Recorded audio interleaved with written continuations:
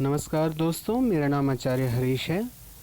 मैं आप सबका अपने चैनल योगा माई लाइफ पे स्वागत करता हूँ। मैंने एमएससी की है स्पिरिचुअलिज्म पे, श्रीमद् भगवद गीता पे कोर्सेज़ किए हैं, वेदांता पे कोर्सेज़ किए हैं।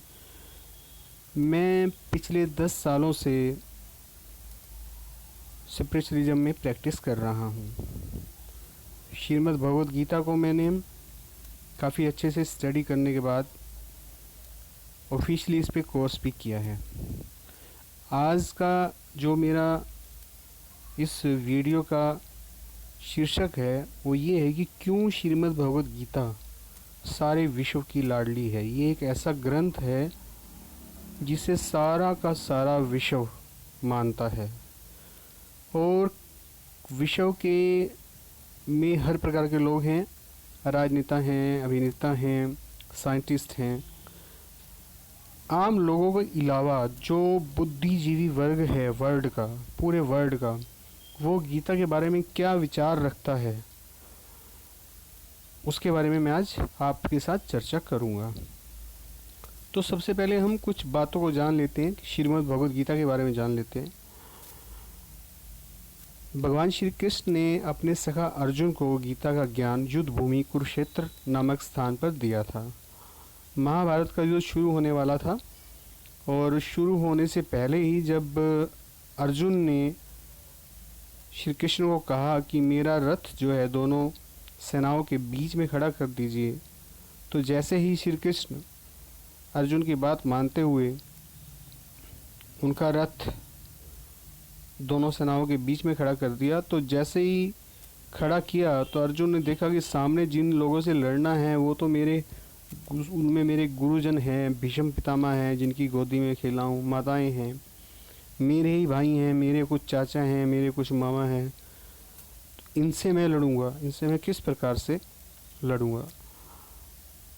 और फिर तब श्री कृष्ण जो अर्जुन के सारथी बने हुए थे, उस वक्त जो बात उन दोनों के बीच में हुई वही गीता का ज्ञान है। ये ज्ञान जहाँ दिया गया था वो जगह आज भी है कुरुक्षेत्र में। वहाँ पे मैं गया भी हूँ, उस जगह को देखा भी है मैंने। आप भी जा सकते हैं कुरुक्षेत्र में। भगवान श्री कृष्ण पांडव कौरव युद्ध में अर्जुन के सारथी बने थे, मैंने बताया ही है। और युद्ध शुरू होने से पहले ही सारा ज्ञान दिया गया था। युद्ध इस ज्ञान देने के बाद में शुरू हुआ था। संजय ने इस युद्ध को सुनाया था धृतराष्ट्र को, जो कि आंखों से अंधे थे, देख नहीं सकते थे। संजय के पास, संजय भी एक महाभारत के पात्र हैं। संजय जी के पास दूरदर्शन की विधि थी, यानी वो दूर से किसी भी वस्तु को देख लेते थे और वहाँ जो कुछ हो रहा है वो सुन भी लेते थे। तो एज ए नरेटर उन्होंने अंधे धृतराष्ट्र जी को वो सारी की सारी बात, एक एक छोटी से छोटी, बड़ी से बड़ी सब बात उन्होंने धृतराष्ट्र को सुनाई। गीता जी में कुल 700 श्लोक हैं जो कि 18 अध्याय में बटे हुए हैं। भगवद गीता हिंदुओं के पवित्रतम ग्रंथों में से एक है, लेकिन ये जो ग्रंथ है ये पूरे विश्व का ग्रंथ है, खाली हिंदुओं का नहीं है। सारा विश्व जो है भगवद गीता का लोहा मानता है। बड़ी मज़े की बात है, अब तक इस ग्रंथ का 75 से भी अधिक भाषाओं में अनुवाद हो चुका है। 75 से भी अधिक भाषाओं में इस ग्रंथ का अनुवाद हो चुका है। उर्दू में भी इसका अनुवाद हो चुका है। भगवद गीता को एक उपनिषद की श्रेणी दी गई है, उपनिषद माना गया है। पूरे विश्व में यह अनमोल ग्रंथ पढ़ा जाता है, आज भी पढ़ा जाता है, रिसर्च भी हो रही है इस पर। विश्व में वैज्ञानिक हों या राजनेता हों, दर्शन शास्त्री हों या अभिनेता हो, सभी ने इस पवित्र ग्रंथ को न केवल पढ़ा है परंतु इस पर अपने विचार भी व्यक्त किए हैं। यह पवित्र ग्रंथ है तो हिंदू धर्म का, परंतु ये ग्रंथ धर्म से दूर ले जाकर कुछ अनमोल समझाता है, कुछ ऐसी जगह लेके जाता है जहाँ हम धर्म को धर्म से ऊपर उठ के समझ सकते हैं। आज की इस वीडियो में मैं विश्व की महान हस्तियों के भगवत गीता के बारे में क्या विचार हैं केवल वही बताऊंगा। तो सबसे पहले हम लेते हैं महान वैज्ञानिक राल्फ वाल्डो इमर्सन। ये प्रसिद्ध निबंधकार थे, वक्ता थे और कवि थे। इन्हें अमेरिकी नव जागरण का प्रवर्तक माना जाता है। देखिए, जो भी व्यक्ति संसार के लिए किसी भी फील्ड में काम कर रहा है, चाहे वो स्पिरिचुअलिज्म के फील्ड में काम कर रहा है, चाहे वो सोसाइटी के को अच्छा बनाने के फील्ड में काम कर रहा है, वो एक वैज्ञानिक ही है। मैं उसे वैज्ञानिक ही मानता हूँ। इनका कथन है, इनके ही शब्दों में, महान वैज्ञानिक, महान समाज सेवक राल्फ वाल्डो इमर्सन कहते हैं, मैं भगवत गीता का अत्यंत ऋणी हूँ। यह पहला ग्रंथ है जिसे पढ़कर मुझे लगा कि किसी विराट शक्ति से हमारा संवाद हो रहा है। और कहा, जीवन और जगत में कोई भी ऐसी समस्या नहीं जिसका समाधान गीता में नहीं है। देखिए, ये महान व्यक्ति जिन्होंने गीता को अच्छी तरह पढ़ा होगा, तभी इन्होंने बोला कि मैं गीता जी का ऋणी हूँ।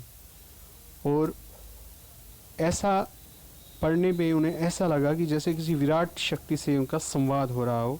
और उन्होंने ये भी माना कि जीवन में ऐसी कोई भी समस्या नहीं है जिसका समाधान गीता में नहीं है। उसके बाद महान वैज्ञानिक अल्बर्ट आइंस्टीन। साइंस जो पढ़ते हैं उन्हें अल्बर्ट आइंस्टीन जी के बारे में तो मालूम है ही। दुनिया के जाने माने वैज्ञानिक जिन्होंने E=mc² का आविष्कार किया था, थ्योरी ऑफ रिलेटिविटी का आविष्कार किया था, बहुत सारे आविष्कार किए थे। इन्हें स्पिरिचुअल साइंटिस्ट भी कहा जा सकता है। स्पिरिचुअलिटी पे इन्होंने बहुत कुछ किया और इनके आविष्कारों को आगे भी बढ़ाया गया। तो ये क्या कहते हैं, देखिए गीता के बारे में। ये कहते हैं, जब भी मैं भगवत गीता को पढ़ता हूँ और चिंतन करता हूँ कि भगवान ने इस ब्रह्मांड को कैसे रचा, तो सब कुछ बेमानी लगता है। ये भगवत गीता पढ़ के इतना इन्होंने डीप स्टडी किया है कि इन्हें ब्रह्मांड वगैरह सब कुछ बेमानी लगने लगता है। जो ज्ञान है वो गीता में ही नज़र आता है, बाकी सब कुछ बेमानी लगता है। ये विचार हैं महान वैज्ञानिक अल्बर्ट आइंस्टीन के। अब मैं लेता हूँ मेरे भारत के स्वामी विवेकानंद। स्वामी विवेकानंद रामकृष्ण परमहंस जी के महान शिष्य थे, जिनका नाम आज भी पूरी दुनिया में गूंजता है।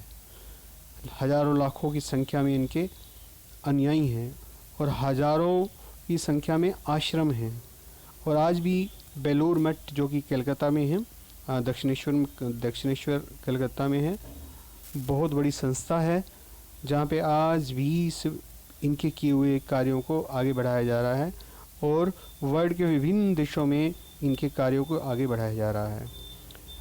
तो स्वामी विवेकानंद जी ने गीता पे कहा, गीता उपनिषदों के उपवन से चयनित आध्यात्मिक सत्य के सुंदर पुष्पों का एक अनुपम गुच्छा है। देखिए कितनी अच्छी बात कही है कि गीता उपनिषदों के उपवन से चयनित, सारे उपनिषदों के उपवन से चयनित आध्यात्मिक सत्य जैसे सुंदर फूलों का एक गुच्छा है। ये हमारे स्वामी विवेकानंद जी ने कही, जिनका मैं बहुत बड़ा फ़ैन हूँ। और मैंने इससे ज़्यादा इच्छा शक्ति वाला व्यक्ति अभी तक नहीं देखा है। इनके बारे में हम बाद में भी बात करेंगे। अभी हम लेते हैं गेडेस मैकग्रेगर। गेडेस मैकग्रेगर एक पश्चिम के दर्शन शास्त्री थे। इनके गीता के बारे में विचार, भारतीय साहित्य की कोई भी कृति भगवत गीता से अधिक अद्भुत नहीं है, क्योंकि पश्चिम में इस ग्रंथ से अधिक अन्य किसी भी ग्रंथ को पसंद नहीं किया गया। कमाल की बात है, पूरे पश्चिम में, अब मैं कहूँगा कि पूरे वर्ल्ड में, इस महान ग्रंथ के अतिरिक्त अन्य किसी ग्रंथ को इतना पसंद नहीं किया गया है। इतना कुछ छिपा हुआ है हमारी गीता में। गीता हमारी माता है, माता। वो गीता पढ़ने के बाद कुछ भी जानना शेष नहीं रह जाता। गीता हर चीज़ में आपको निपुण कर देती है। गीता आपको बिजनेस में भी निपुण कर देती है। गीता आपकी पर्सनैलिटी निखार देती है। गीता आपके साथ अध्यात्म से जुड़ी हुई शक्तियों को जोड़ देती है। गीता आपके अंदर एक उत्साह भर देती है। आपके जीवन की कोई भी समस्या हो, आप गीता को खोलिए, किसी भी पेज को खोलिए, उस पेज पे लिखा हुआ जो भी मैटर होगा वो आपकी समस्या का समाधान होगा। ऐसा आप करके देखिए, मेरा ये अनुभव है। उसके बाद है Henry David Thoreau. Henry David Thoreau America के विख्यात समाज सुधारक थे। वह सिविल डिसोबीडेंस मूवमेंट के जनक थे, जिनसे गांधी जी ने अपना सविनय अवज्ञा आंदोलन लिया था। तो इनका क्या कहना है, हेनरी डेविड थोरो जी का, रोजाना प्रातःकाल उठकर मैं अपने हृदय, मन एवं विवेक को गीता रूपी पवित्र गंगा जल से स्नान करवाता हूँ। उठते ही इनका क्या काम था, श्रीमद् भगवत गीता को पढ़ना, गीता माता को पढ़ना। इनको बल मिलता था, इस ग्रंथ को पढ़ने से बल मिलता ही है।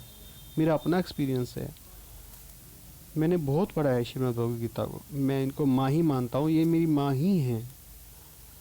आगे चलते हैं।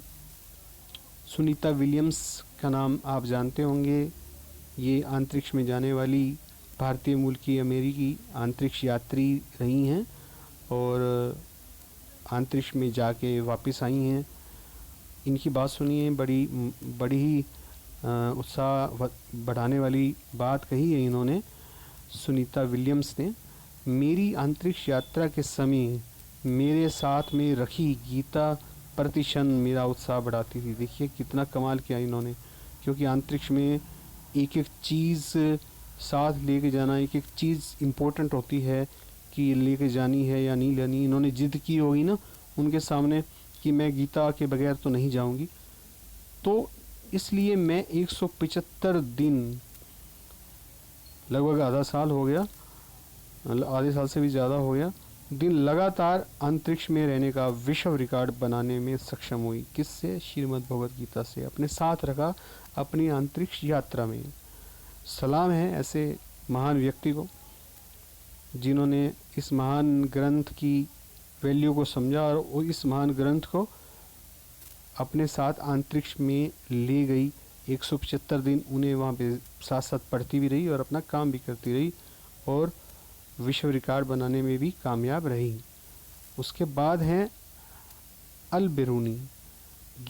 अल बिरूनी जो है एक फ़ारसी विद्वान, लेखक और वैज्ञानिक थे, धर्मज्ञ थे तथा विचारक थे और अल बिरूनी की रचनाएं अरबी भाषा में हैं।